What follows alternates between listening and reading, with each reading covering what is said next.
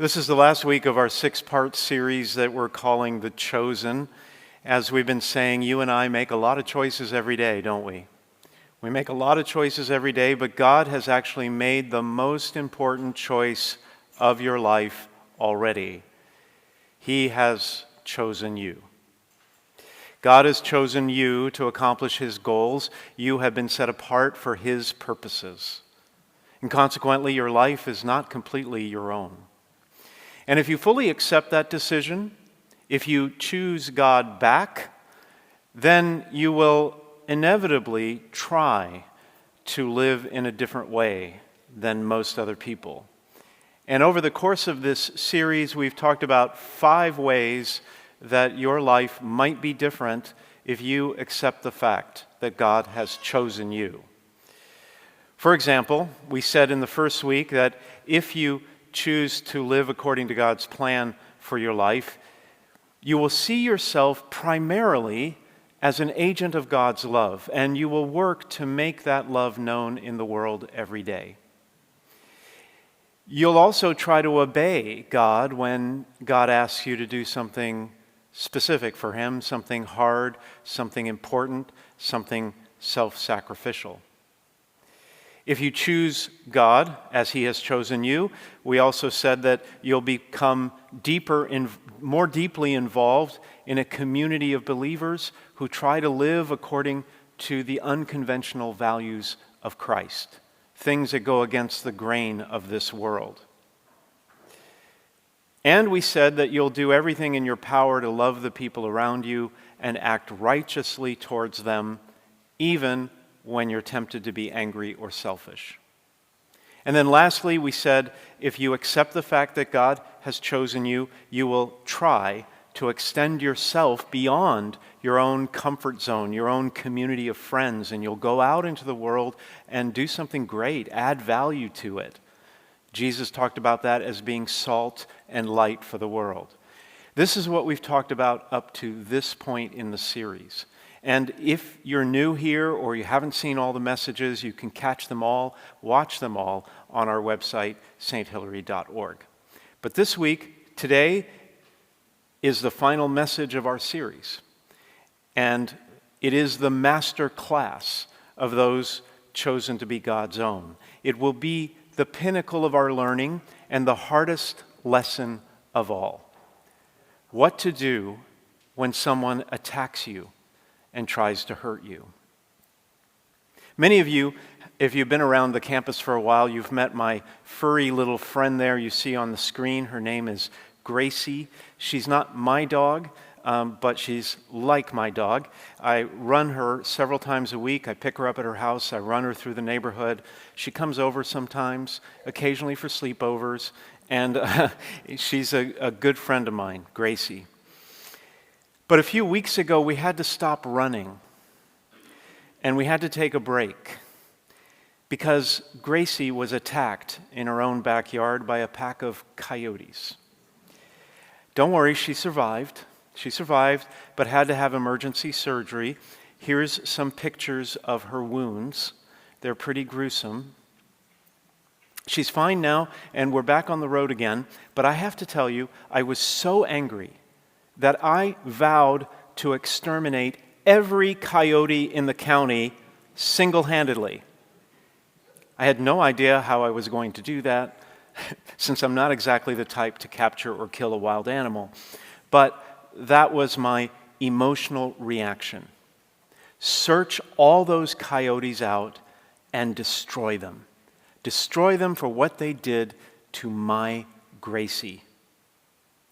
I even told one friend that if I saw a coyote in the street, I would neither brake nor swerve. And if I happened to hit the thing, I would yell out my window, "That's for Gracie." But that is our inclination, isn't it? When it comes to anything that threatens us or our loved ones, our first instinct is to destroy it. That's the theme of one of my favorite Disney movies. If you know me, you know I love movies, and I particularly love Disney movies, and I'm not above watching princess movies. I'm comfortable in that. My favorite one of those is Beauty and the Beast. The movie, as you probably know, it's wildly popular, but as you probably know, it's about a beautiful but bookish girl named Belle who lived in a small French village with her father, Maurice. Belle had to repeatedly rebuff the unwanted advances of a Neanderthal hunter named Gaston. He was a narcissist, and she just liked her books anyway. One day, her father, Maurice, got lost in the woods on his way to a local fair. And he stopped at a castle for refuge to kind of take a break and find his way again. The castle was occupied by a prince who years earlier had been transformed by an enchantress into a hideous-looking beast. She did that because the prince was selfish at heart. Now, when Maurice's carriage returned to the village without him, Belle became worried. And so she went out, and she found him eventually in the dungeon of the beast's castle. The beast agreed to free Maurice if Belle would take his place and become the beast's prisoner. Over her father's objections, Belle agreed, and then Maurice rushed back to the village for help, but he was nearly locked up as a lunatic. Well, one thing led to another, and Gaston, Belle's would-be beau, ends up leading an angry mob with pitchforks and torches to the beast's castle. They have only one desire, and all the way to the castle, the villagers chant these words. Do you remember what they are? Kill the beast. Kill the beast. Over and over again, they chanted that. It is our deeply ingrained human nature. It is deeply ingrained in our human nature to want to get back and to get even. When a coworker steals your ideas, you just want to get even, right? When someone trash talks you, the urge is to respond in kind. When someone cuts you off in traffic, you want to tailgate and follow them for miles, right? Making all kinds of angry hand gestures in the process.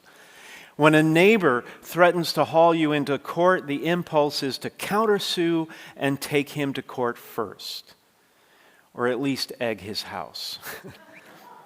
When someone criticizes you on social media, you just want to start a flame war. When criminal activity in your area is on the rise, it's tempting to purchase a firearm, right? When it comes to threats and criticisms and attacks, we all want to kill the beast. But in Jesus' master class today, in the gospel, he teaches something very, very different. He says to his chosen ones, you have heard it said, an eye for an eye and a tooth for a tooth. But I say to you, offer no resistance to one who is evil.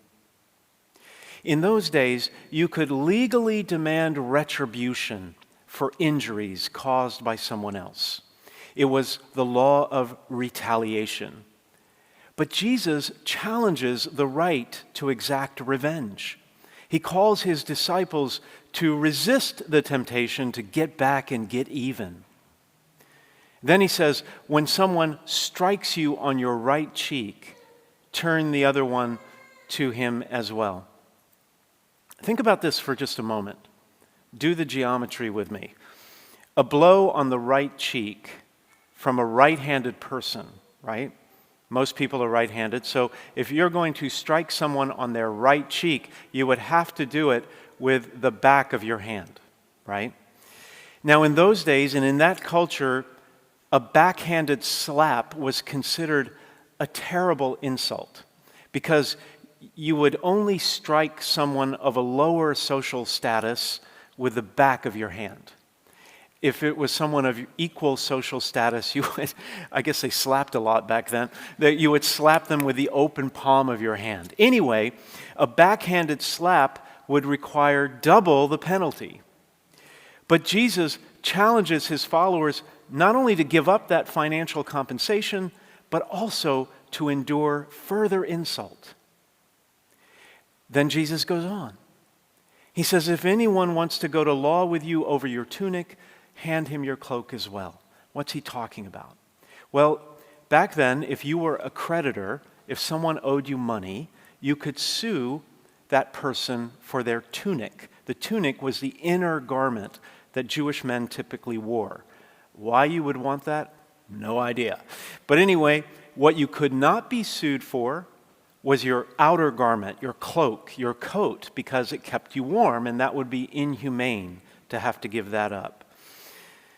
But Jesus challenges those who choose to follow him to voluntarily give up their cloak as well.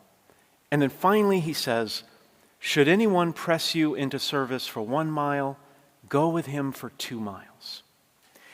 Back then, a Roman soldier could force someone to carry his armor and other equipment for up to 1 mile, but no further.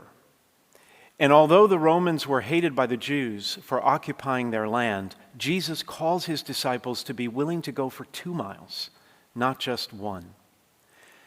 Think about this. Someone who strikes you and sues you and forces you to do something against your will is definitely your enemy. But look at what Jesus says. Love your enemies and pray for those who persecute you. You know, it's one thing to try to be a holy person. It's one thing to be the bearer of God's love when you're not in the center of a conflict. It's easy to be righteous and do the right thing when you're not being attacked. Loving your neighbor comes easy or comes naturally when your neighbor is polite and minds his own business. Being part of a community like a church makes you feel included when you're not the subject of gossip. It's fulfilling to do what God asks of you when people are grateful for your work. In those cases, being holy is rewarding. But it's quite another thing to do those good things when you feel threatened and under attack. The question, of course, is how? How do you respond with love rather than revenge? How do you forgive instead of carrying around resentment and grudges? How do you offer blessings to someone who attacks you instead of curses? Well, it may seem childish, but let's go back to Beauty and the Beast for a minute. After all, it is a tale as old as time, so maybe there's some timeless truth in there. At one point in the story, Belle and the Beast fall in love. And the turning point seems to be when Belle gets attacked by wolves out in the forest. And the Beast rescues her and he gets hurt in the process. They go back to the castle and Belle nurses his wounds. And it's because that he rescued her that Belle is able to begin to see a hidden goodness buried beneath the beast's unpleasant appearance. Before he was changed into a beast, he was a narcissistic, selfish prince, and his outward appearance as a beast simply revealed the truth about who he was on the inside. But despite all that, Belle could see something good underneath all of that. You know, I think people do selfish things, and they hurt other people because the goodness with which God created them originally has become damaged over time through bad choices. I've made many of them. But I also think that the key to loving selfish and difficult people is trying to see beneath the surface and recognize that original goodness with which God created that person. And that requires us to set aside our initial instinct to get revenge. I want to give you a good example of that, a story that happened about 20 years ago. In the early morning hours of May 31st, 1999, 2 college students at Franciscan University in Steubenville, Ohio, were kidnapped. They were taken to a remote area and shot.